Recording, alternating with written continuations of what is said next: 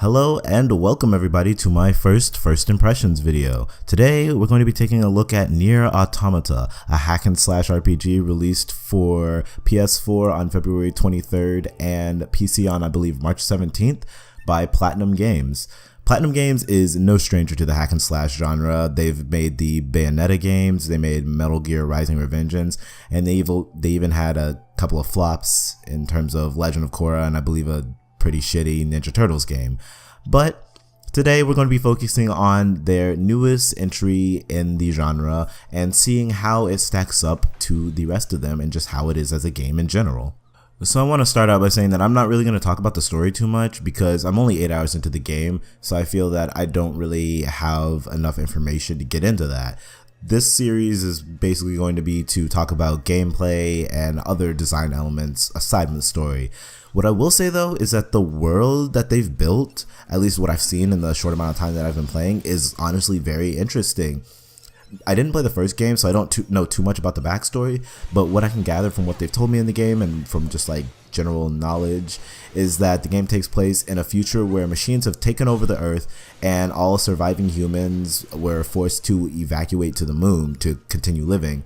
You play the game as an android known as 2B, fighting alongside your partner 9S and your two little pods, basically working with the human resistance to try to reclaim the Earth that's been taken by the machines. From what I can tell, there's way more to the story than just that, but as I said, I'm not far enough to really know, so that's about as deep as I'm going to get into it. So I'm going to move right along to the visuals and the sound, and I'm just going to start out by saying that visually this game is stunning. Like, even places as boring as the desert can look absolutely amazing, and I don't know what it is, but just everything about the level design is just, it's beautiful. Like, I love it. It's a lot of muddied down gray and brown, which I think is kind of like it's seen as a negative thing in today's world, but it really fits the world that I think they're trying to build. And even the, darker, muddier colors manage to stand out and look pretty nice. And that isn't even like starting on the character design, because I think the character design in this game is honestly one of the greatest things about it. Just like the way the androids are designed, their clothes, just like the way they move and they look, the animations are very fluid, the fighting is beautiful. Like, like the physics on 2B's skirt, it's amazing. I really enjoy it. It's unfortunate that you don't always get to enjoy this at 60 FPS because unfortunately I'm playing this game on PC and I have a decent computer. It's nothing fancy, it's nothing amazing, but it is built to play games, and this game is pretty much never gonna stay at 60, at least not for me. I usually hover in the 40s, and then when I get into more intense areas I drop into like 30s, low 30s. Might even slip into like the high 20s every now and then. If I'm lucky, sometimes it'll be around like the 60s if like I'm in an area without too much to render, or if I'm in a fucking menu. But most of the time the frame rate seems to not really be able to keep up, which is very unfortunate. As for the sound design, I think it's really good. Like, sound effects are very clear, they're very crisp.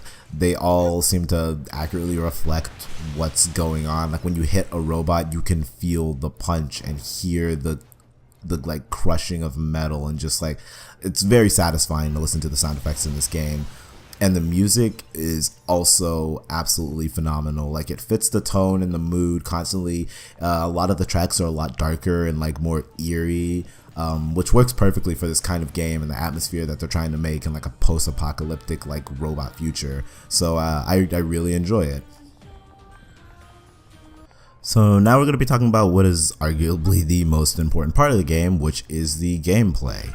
I'm just going to start out by saying that the hack and slash elements of the game are very satisfying, like chaining together combos and things like that, using your pod to like fire like an intense bolt of lightning or whatever it is, and then just swooping in on like a disoriented enemy and chaining together your light and heavy attacks to mess them up. It's a fun thing to do. It's just fun overall. It's pretty easy to get used to the way to chain things, although combat in and of itself is not an easy thing. Like, the game is in no way or form an easy game. It punishes you for not properly dodging, for not knowing when to run away from a fight, or for just being too reckless. And I enjoy that. I think it's a good thing that the game doesn't hold your hand and make everything really easy. I also really like the various weapons that you can get. I've only gotten 2 so far, but they are different enough, I think. Like, one's a very heavy, like, great sword, and one's like a smaller, like a lighter, like one-handed sword. And it's cool to see them, because you can dual wield all of your weapons. It's cool to see them like working in tandem with each other, like a really huge, like heavy sword working with a tiny, like lighter blade. Just like the way that you can chain attacks together, and you can really feel the difference in the weights and the heaviness of all of the weapons, and that adds a lot to the combat, and it also adds a lot to the strategy in terms of fighting, because you need to know, okay, am I going to have time to use this heavier weapon to pull off a heavier attack and do more damage, or do I need to use a lighter weapon so I can attack faster and make sure I have time to dodge? Speaking of that, dodging is a very important part of this game. If you cannot dodge attacks, you will die frequently. Most attacks, from what I've seen, seem to take off about a quarter of your health. So the whole point of the game is pretty much to not get hit. And dodging is not too hard. It's pretty much just mash the trigger until the timing is right. But if you don't get used to like when you should be dodging, fights can end up taking much longer than they need to, because instead of doing damage, you'll just be dodging everything. So it's pretty important to learn how to do that too. In addition to fighting with your weapons, you also have your pods, which, like I said, are the little floating things that are following 2B and 9S around. Your pods can either shoot normal bullets, which can just do small like chip damage to enemies, which is usually more helpful on either bigger enemies or like large groups of enemies to keep some of them distracted while you fight others. But your pods also have special attacks, which you can buy different special attacks. I'm not sure if you can upgrade them or anything. I don't think so. I think you can just get different variations. There are things like really strong laser beams or like spinning sword attacks, things like that. And these are skills that can be used they have like cooldowns, basically. Like once you use the skill, there's like a certain timed cooldown that'll show by the pod until you can use it again, because they're much stronger than your normal attacks or the pod's normal bullets. But they're really good for either finishing moves or for starting out a fight by doing a ton of damage and staggering your opponent, and then coming in to, you know, start fighting them hand to hand yourself. Included in your pods are also these things called chips, which act as character upgrades in a sense. You can find chips from destroyed enemies, and I believe you can also buy them in specific shops. And basically what chips do is they upgrade attributes of your character, such as like giving you more health, or maybe giving you better dodging skills or something, or better damage resistance, things like that. There are also certain chips that will increase things like the drop rate of items from enemies, and you know, lots of things. There's chips for pretty much everything. The only kicker about these chips is that if you die while you have them equipped, they drop on your body, and if you die again before you get to your body, then you lose the chips for good. And that's kind of like a Dark Souls kind of thing going on, which when it first happened to me, I was kind of upset, but I understand why they do it. It's to make you be a little more conservative with everything, instead of just throwing your best chips onto, you know, your character at all times and never having to worry about it. Because if you die while you're using your best chips and you can't get back to your body, then you just lost some of your greatest things, because they can be immensely helpful. This game also has various RPG elements, which is why I classified it as a hack and slash RPG. Things like leveling up your character from fighting enemies and gaining experience, or like, you know, getting money from defeated enemies and buying things at shop are very common and a very important part of the game.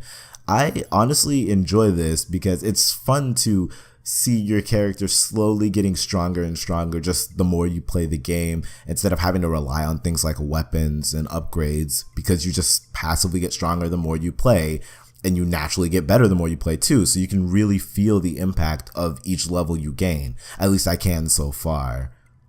The last thing I want to touch on is the various NPCs in the game, and I know it's a little weird and off topic, but I think the NPCs are a really great part about this game. They're all very well characterized, they're all interesting to talk to and learn about, and honestly, I think the writing in this game is really good. It's funny when it needs to be, it's serious when it needs to be. They just seem to have the right mixture of like like knowing like when to take a serious tone and knowing when they can be a little more lighthearted, and I appreciate that. It does both things equally well, and I've enjoyed pretty much all of the characters that I've been able to meet in my 8 hours of playing. Overall, I would say if you're at all interested in another hack and slash game by Platinum Games, who has been known to make really good ones, I'd say pick up NieR Automata. It's obviously still pretty expensive, and I know with the problems in performance and things like that, some people might not want to pick it up just yet, especially if you're on PC. And I know other people have been having issues like the game not even loading up or freezing after a certain cutscene or just crashing a lot. I haven't personally experienced those, but I would say if you're worried about that, just keep checking up on the game, wait to see if those things get fixed, and then maybe wait for it to go on like a small sale. I would easily say that what I've played from this game has been worth I think I paid $52 for it.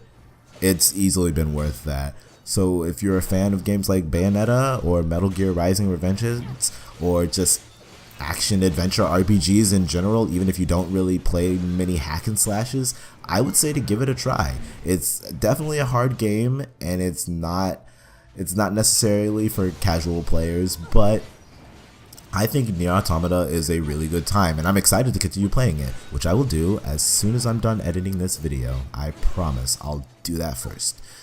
So thank you all for joining me for my very first impressions video. I hope you learned something maybe, and hopefully the next time I make one of these videos, it'll go a little smoother. Thank you for joining me. Have a great day. Peace out, guys.